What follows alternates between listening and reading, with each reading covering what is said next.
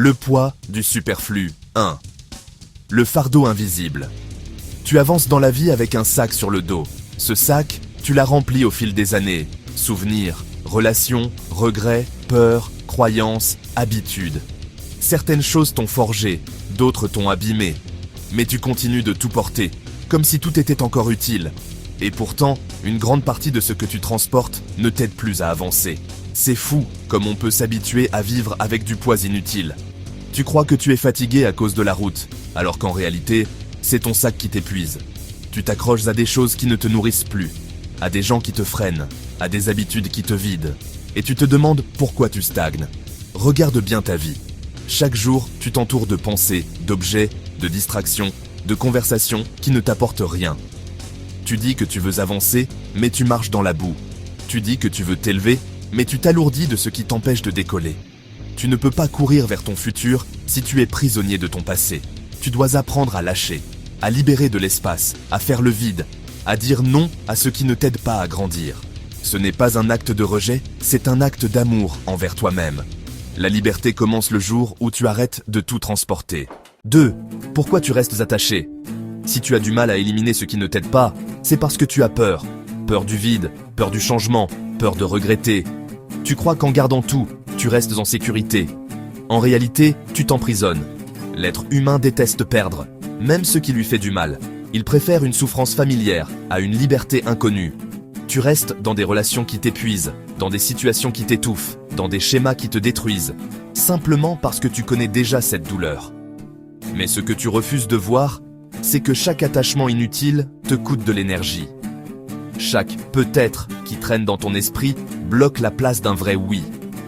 Tu ne peux pas accueillir la nouveauté tant que ton cœur est encombré de vieux dossiers. Tu dois apprendre à reconnaître quand une page est tournée.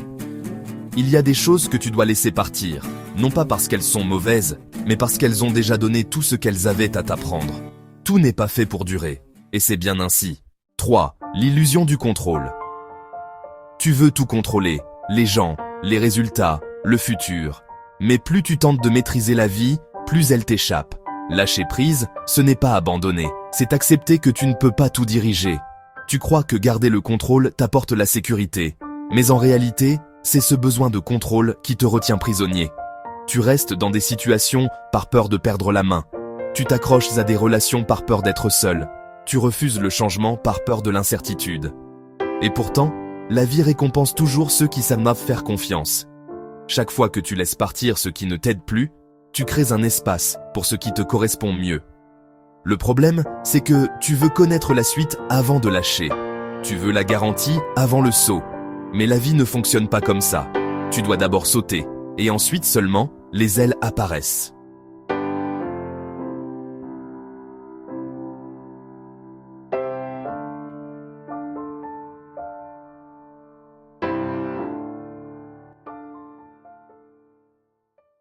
« 4. Le courage de renoncer. Renoncer n'est pas une faiblesse, c'est un signe de force. Il faut plus de courage pour dire non que pour continuer par peur. Tu n'as pas été créé pour survivre, mais pour grandir. Et grandir demande des choix radicaux. Tu dois oser fermer certaines portes, même si elles te sont familières. Tu dois oser dire stop à ce qui ne te ressemble plus, parce que tant que tu continues à t'accrocher à ce qui est mort, tu ne pourras pas saisir ce qui est vivant. Chaque fin contient un commencement. Chaque renoncement libère une énergie nouvelle.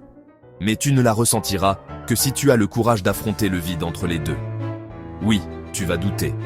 Oui, tu vas avoir peur. Mais rappelle-toi ceci, tout ce qui t'élève commence par un moment d'inconfort. Le confort te garde là où tu es. Le courage t'emmène là où tu dois aller. 5. L'art du tri intérieur. Faire le tri dans ta vie, ce n'est pas seulement ranger ton espace ou couper des liens. C'est une purification intérieure. C'est apprendre à distinguer ce qui t'élève de ce qui t'alourdit. Commence par tes pensées. Combien d'entre elles sont vraiment utiles ?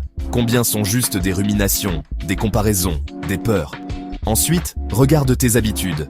Chaque action quotidienne t'éloigne ou te rapproche de la personne que tu veux devenir. Ce que tu fais chaque jour façonne ton avenir. Alors demande-toi, est-ce que ce que je fais aujourd'hui m'aide à avancer ? Regarde aussi les gens autour de toi. Certains t'inspirent, d'autres t'épuisent. Certains croient en toi, d'autres doutent de tout. Tu ne peux pas t'élever entouré de ceux qui choisissent la stagnation. Entoure-toi de ceux qui te tirent vers le haut, pas de ceux qui t'ancrent dans la peur. Enfin, regarde tes émotions. Tu ne peux pas tout contrôler, mais tu peux choisir où tu mets ton énergie. Tu peux rester coincé dans le ressentiment, ou tu peux choisir la gratitude. Tu peux nourrir la colère, ou tu peux cultiver la paix. Chaque jour, tu as le pouvoir de faire un tri. Et ce tri, répété, devient une habitude, une discipline, une libération. Conclusion. Le commencement du vide. Quand tu élimines ce qui ne t'aide pas, tu te retrouves face à un espace nouveau, un vide, et ce vide fait peur parce qu'il ne dit rien encore. Mais c'est dans ce vide que tout renaît. Le vide, c'est la promesse de quelque chose de plus grand. C'est la respiration de l'univers avant la création. Ne le fuis pas, apprends à l'habiter. Tu n'es pas né pour t'accrocher à tout.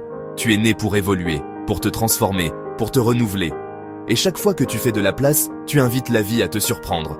Alors aujourd'hui, regarde autour de toi. Observe ce que tu portes encore par habitude, par peur, par culpabilité. Et ose dire, ça ne m'aide plus. Je lâche. Parce que c'est seulement quand tu lâches que tu redeviens léger. Et c'est seulement quand tu es léger que tu peux enfin avancer.